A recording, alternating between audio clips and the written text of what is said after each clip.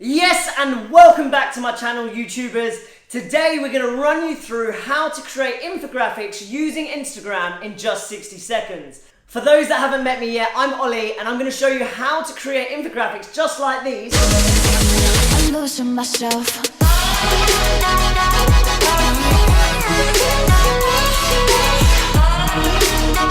In just 60 seconds. Now it's super simple. It's actually using the Instagram app.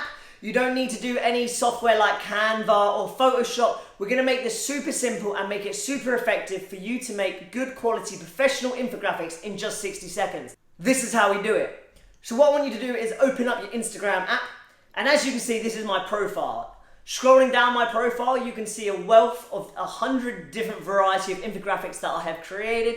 Let's jump straight to how I created these. So what I would like you to do is go to your Instagram story. Once you're on your story, what we're going to do is open up a screenshot of just any sort of post that you may have screenshotted.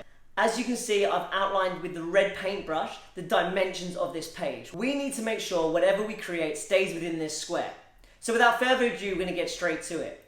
Now, an easy way to get any type of content or illustration is just to Google it. So whatever you're looking to create, just Google the word that you're looking for and maybe use the word illustration or white background. So for example, I'm just going to put the word in scales and look for an illustration of some scales. The first image I choose, as you can see, it's got a white background, but it's got a watermark. So I don't want to use that one. I'm just going to scroll down a little bit. And there you have it, an example of scales that I can use straight away. So clicking and allowing this to open up, I'm going to hold the button down and save this image. Once I've saved this image, I'm going to go back to my Instagram story and I'm going to scroll up and select the import image icon. I'm going to select the icon I've just saved and then size it accordingly to how I feel it would fit the page. Now, just for an example purposes, to create a colored rectangle text box, I'm just going to use the underscore keyboard button. I'm going to color this green and I'm going to create another one at the exact same dimensions and color this red. I'm going to input some text into this, so we've got calories in, calories out. You can add any additional text that you wish. For example, I'm going to add a title, how to lose weight.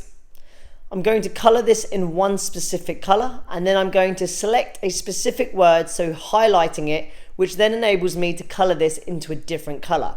This is a way that you can get multiple colors in one text. Now, to prevent other people using my work, I'm going to add a watermark of my own. I'm not just going to add my brand or my name, I'm also going to add a portrait image of myself to reference it back to my Instagram.